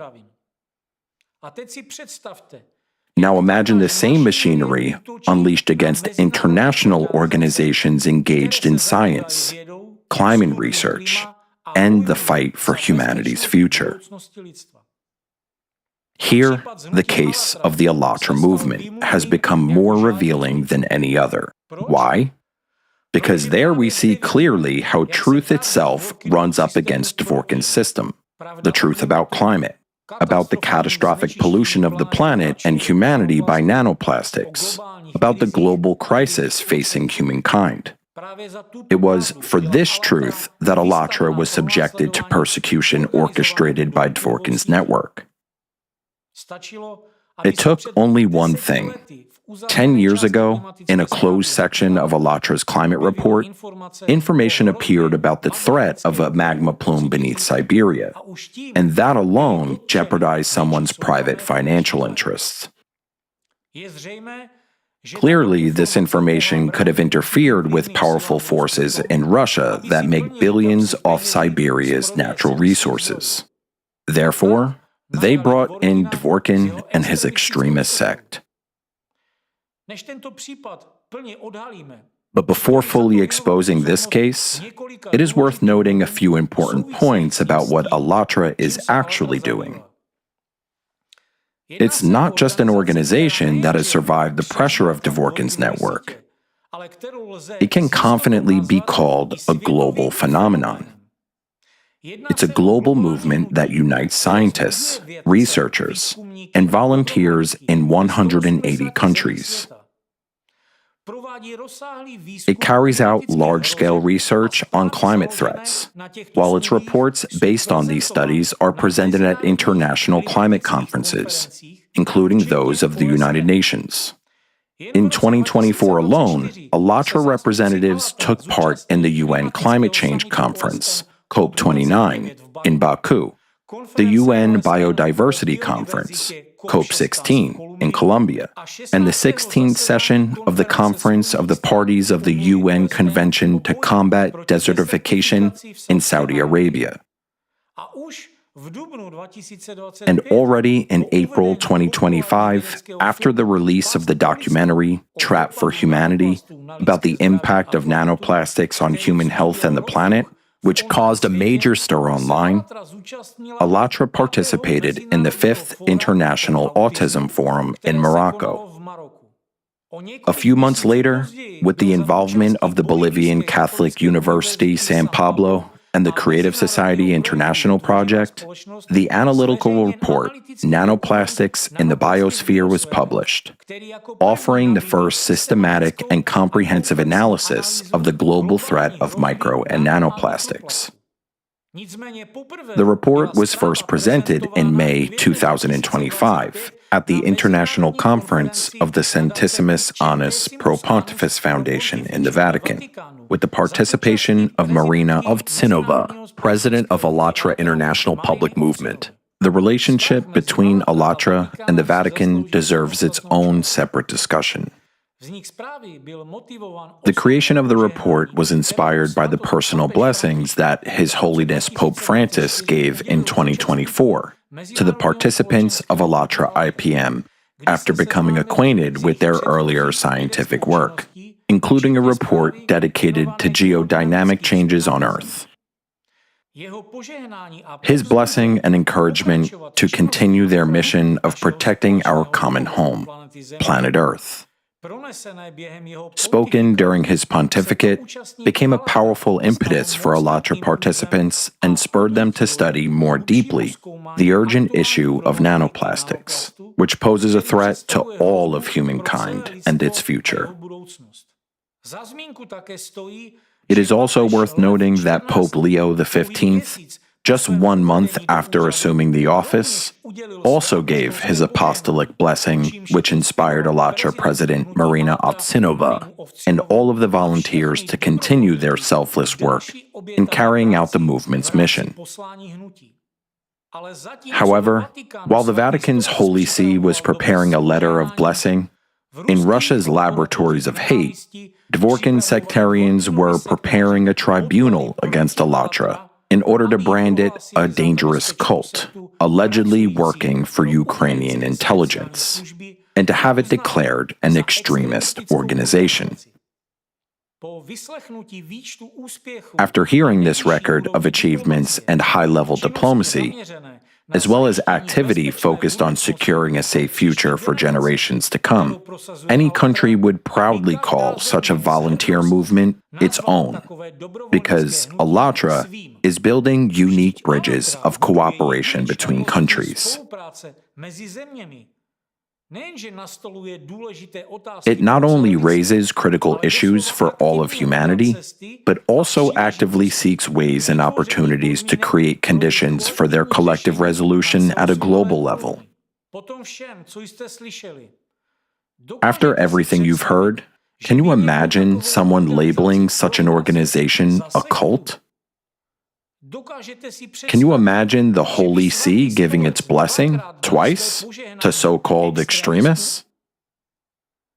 If it were just about a tarnished reputation hidden behind that word, but Dworkin's dehumanization campaign has led to real torture, persecution, and harassment of innocent citizens, former Alatra volunteers in Russia.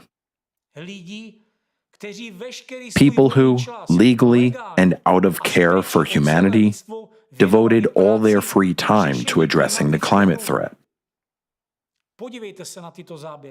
Look at this footage. Their homes being raided, men and women thrown to the ground and treated like criminals. While world leaders shake hands with Alatra volunteers and thank them for their contributions to solving global challenges, in Russia, they are persecuted as criminals and terrorists, following the same paths paved by Dworkin's copper-file expert reports. Yet, the same paths are being carved out by Dworkin's sectarians in Ukraine as well.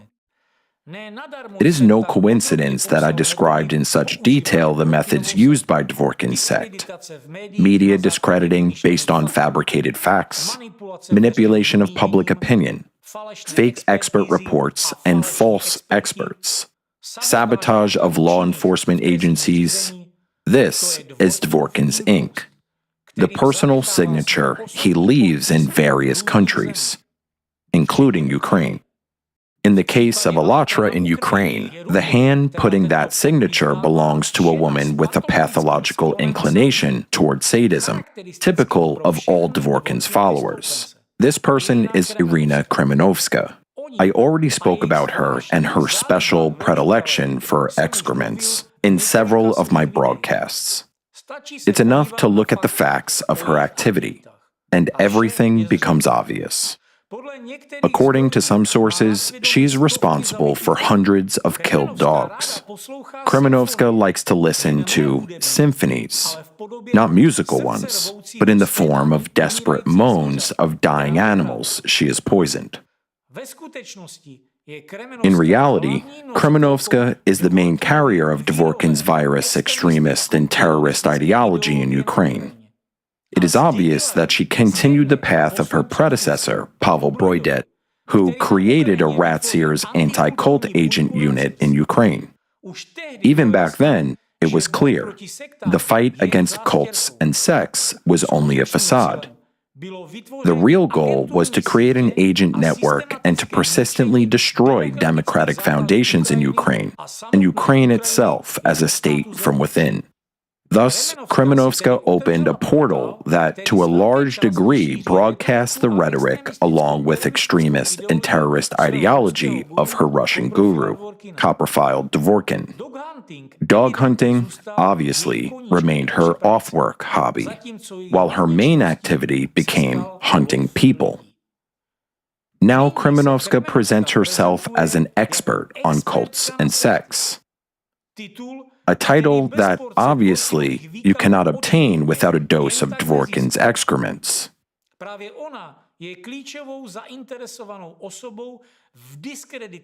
She is precisely the key stakeholder in the discrediting campaign to liquidate the Alatra movement in Ukraine. On her platform, she described in detail how for many years she pushed for criminal prosecution of Alatra and its activists. Ms. Kremenovska doesn't hide much in general and writes everything openly, including the fact that it was she who fabricated legal opinions containing false, invented facts in order to substantiate articles of the criminal code under which Alatra volunteers were later charged. The only thing she doesn't write openly about is her coprophilic link with her Russian guru Dvorkin. That little secret she apparently decided to camouflage among her articles, where her favorite word, shit, constantly appears.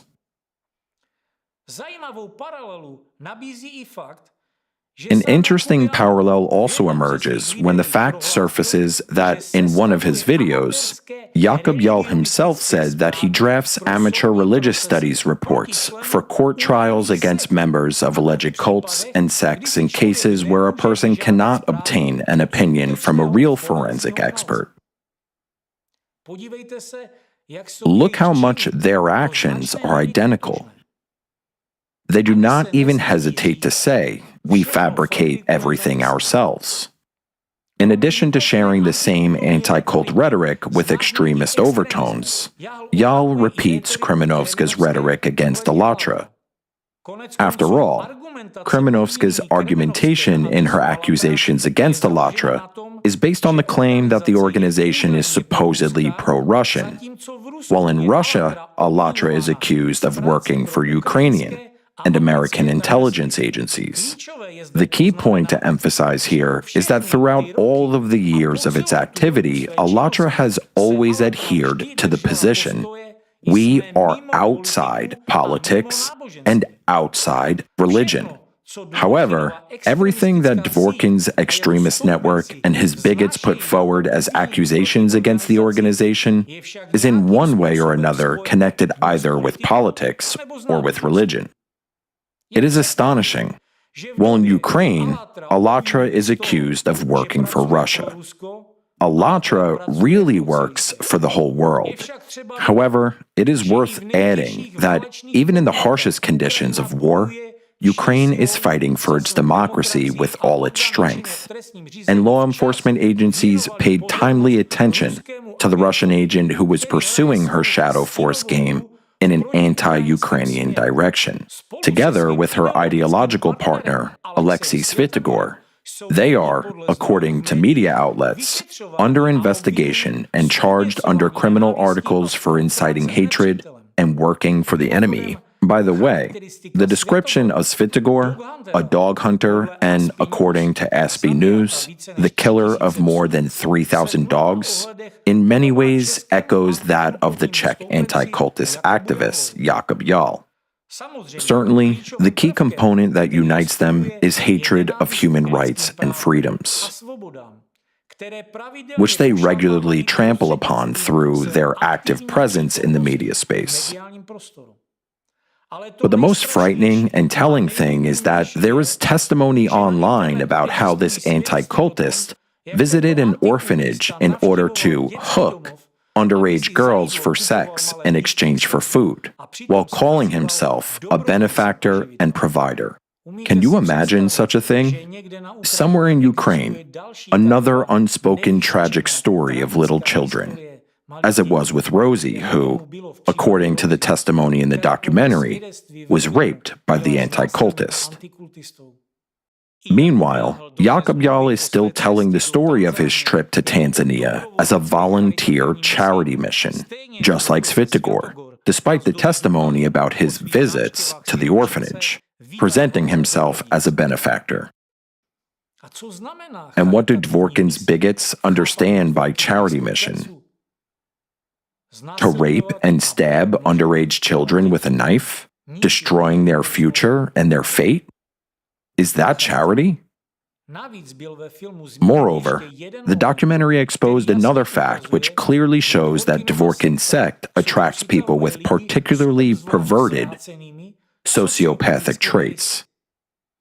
One of the witnesses also stated that Yal was involved in the abuse of dogs on the street of Tanzania.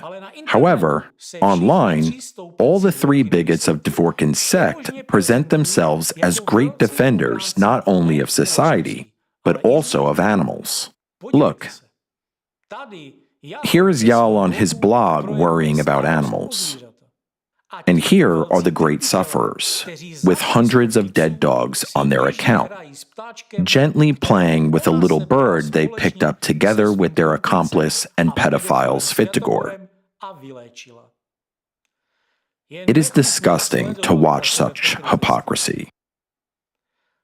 Let's pause for a moment.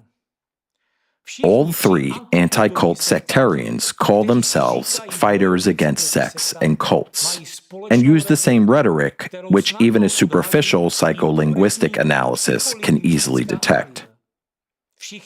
All three have been spotted abusing dogs, Svitigor and Yal, just like their obvious Russian leader, Dvorkin.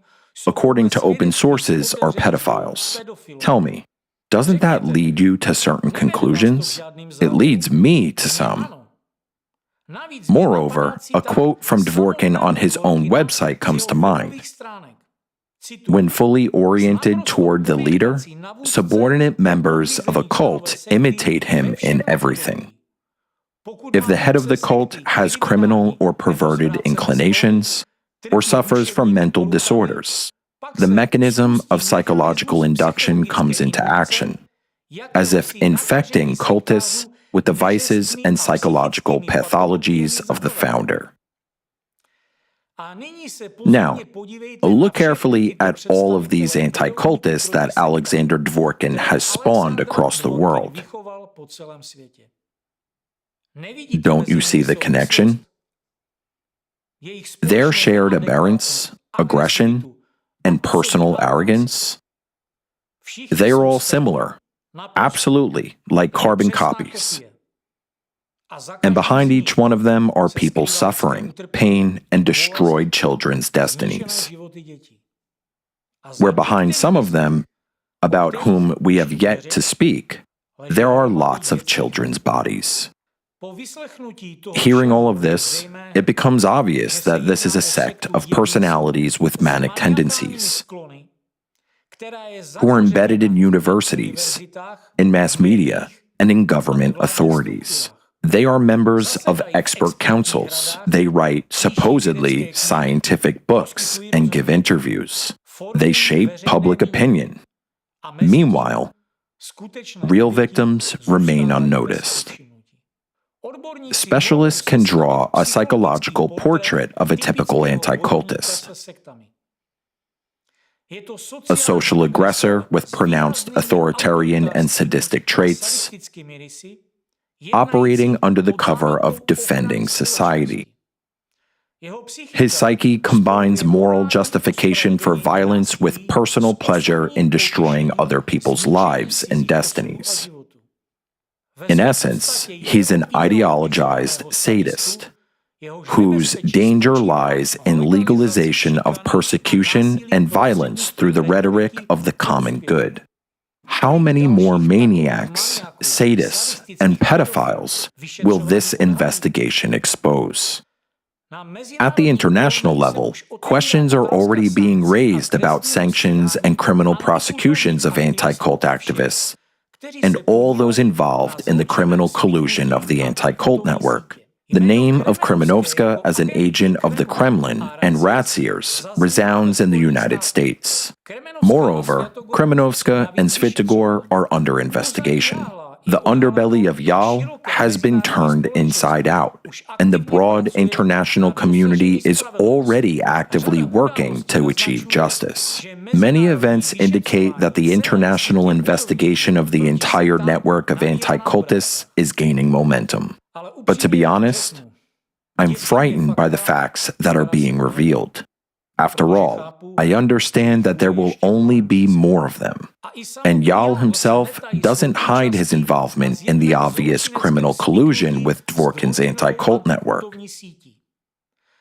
He repeatedly refers in his videos to the articles by Kremenovska and other bigots of Dvorkin. Yet, in the Czech Republic, Yal is not the only representative of Dvorkin's anti-cult gang. He is also closely connected with others like him, exposers and anti-cultists. At the same time, every one of them denies even the very existence of the anti-cult network. And this clandestine activity in plain sight is itself part of the playbook written by Dvorkin. Dvorkin himself claims that there is no official anti-cult organization, and his bigots insist that the entire anti-cult network doesn't exist. Yet, from a legal standpoint, there really is a single criminal conspiracy where all of Dworkin's bigots are involved. Under international legal norms, activities of the anti-cult network constitute a transnational criminal collusion of an extremist nature, falling squarely under the definition of an organized criminal group in Article 2A of the UN Convention Against Transnational Organized Crime, UNTOC. In my previous video, I already provided a more detailed characterization of the unified criminal collusion, which includes anti-cult activists, or, as they call themselves, exposers and anti-cultists. Let me highlight one of its key characteristics: the use of a single set of manipulative techniques based on implicit destructive semantic constructs. As a result, such communicative messages implant hidden commands into a person's consciousness, bypassing critical perception and activating destructive behavioral mindsets.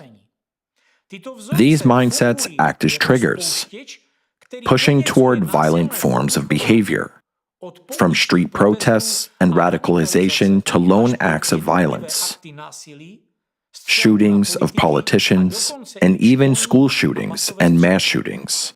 Here, I'd like to point out journalists connected to Jakob Jahl, who hide behind reputable media outlets and investigative journalism. But at the same time, by fully mastering manipulative techniques of subconscious influence, draw society into nothing less than Nazism. I can only present a fragment of an independent comprehensive analysis of the publications of one such journalist from the perspective of professional ethics, media standards, linguistic psychological influence, and potential social harm. Unfortunately, complete analysis is not available to me for legal reasons. Legal and investigative procedures restrict its use in the investigation. Nevertheless, I am permitted to make public a small excerpt from the conclusion as an example. Here are general characteristics of the journalistic style of this journalist. The journalistic style is characterized as deliberately manipulative. The author does not so much inform, but rather shapes public opinion, consistently guiding readers toward predetermined conclusions. The method is based on several systemic patterns. Strategic framing, a key technique where the subject is negatively evaluated at the very beginning of a material, often already in the headline. This frame, for example, threat, incompetence, or immorality, determines the subsequent selection of facts, quotes, and vocabulary, excluding any information that might contradict it. Rhetorical escalation. The author demonstrates flexibility, adapting the intensity of rhetoric depending on the topic. For geopolitical and existential threats, extremism, enemy organizations, a language of hostility, sensationalism, and alarmism is employed. Labeling, the use of stigmatizing terms such as sect and cult, is a strategic device for rapid discrediting of a subject. This label allows the author to bypass balanced analysis, immediately placing an organization or phenomenon into the category of destructive and socially dangerous. Guilt by association. Systematic creation of compromising connections. For example, participation of politicians in the events of religious organizations is presented as evidence of questionable connections, even without direct proof of wrongdoing. Analytical conclusion. Despite formally observing journalistic standards, references to sources and documents, the final product reflects deeply subjective interpretation. Information is presented in such a way so as to guide readers towards a single pre-planned conclusion determined by the author. In the article of a journalist who actively presents themselves as a fighter against cults and their exposer, there is a clear tendency to use vivid, provocative headlines to emphasize negative and scandalous aspects of events and to form a one-sided, biased view of what is happening. These methods, combined with selective presentation of facts and context, create conditions for generating public resonance, polarizing public opinion, discrediting individuals and organizations, and undermining trust in government authorities. This fragment alone from the expert report shows that this is not about journalism or fighting against sects and cults. It's a refined technology aimed at implanting into society the beliefs beneficial to an anti-cultist extremist network. Before us is a transnational extremist network, a sect that, for decades, has been disguising itself as a fight for public safety, but in reality has been cultivating hatred, violence, and death. The facts collected by international investigators leave no doubt. Dworkin's anti-cult network represents a revived Nazism. Being persistently implanted in different countries, it operates according to a single scenario: fabrication of expert reports, stigmatization and dehumanization, pressure through mass media and judicial systems. All of this is a weapon of mass repressive destruction. Recall Rosie from Tanzania, a 10-year-old girl whom an anti-cultist promised to protect, but ultimately raped. Recall Alina Brezum, whose children were nearly taken away through fake opinions of anti-cult experts. Recall Kremenovska with her fabricated reports and persecution of the globally recognized organization Allatra.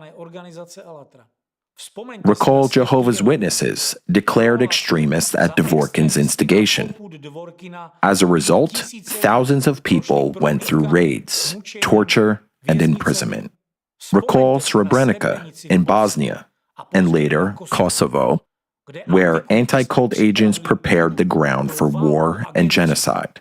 Recall Waco, where anti-cult manipulations led the FBI to an armed assault and deaths of 86 law-abiding Americans.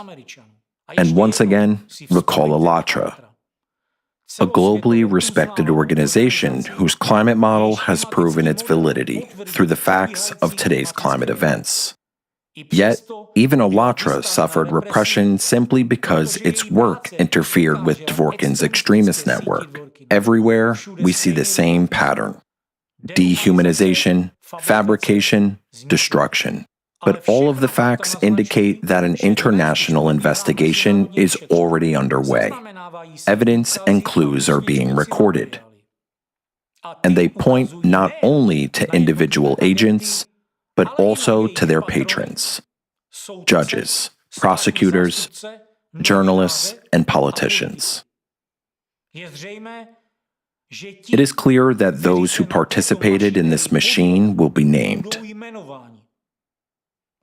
Yes, much work is still ahead. Countless false expert reports need to be reviewed. Victims must be rehabilitated. And those who profited from the suffering of others will answer. In courts, in international institutions, and before society. Because this is not just about violation of rights. This is about crimes against humanity. Behind the words of anti-cult agents, expert evaluation, fighting against sects, child protection, lie ruined lives, broken families, and raped children. Yet, today the mask has been torn off.